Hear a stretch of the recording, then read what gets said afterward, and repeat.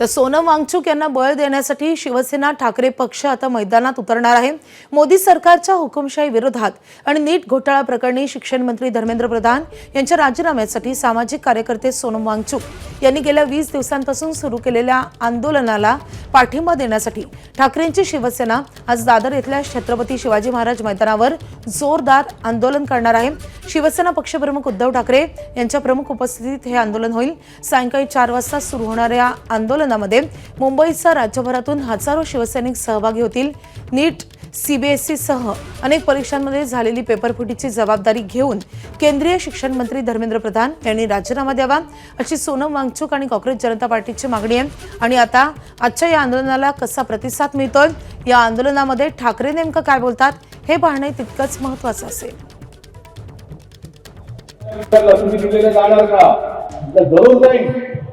पण नुसता कोरड्या शब्दांनी त्यांचं मी समाधान करायला जाणार नाही। पहिले इथे मी आंदोलन करेन, पहिली त्यांना इथे पाठिंबा रस्त्यात उतरून दाखवेन आणि मग मी त्यांना भेटायला जाईल।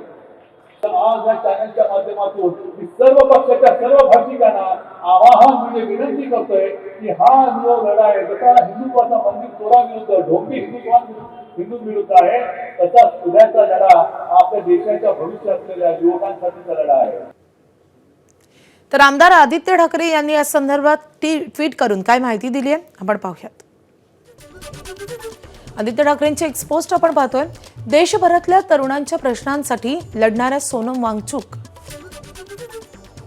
आणि अभिजित तिपके आणि युवकांना पाठिंबा देण्यासाठी निष्ठुर भाजपा सरकारला जाब विचारण्यासाठी एकत्र येऊ।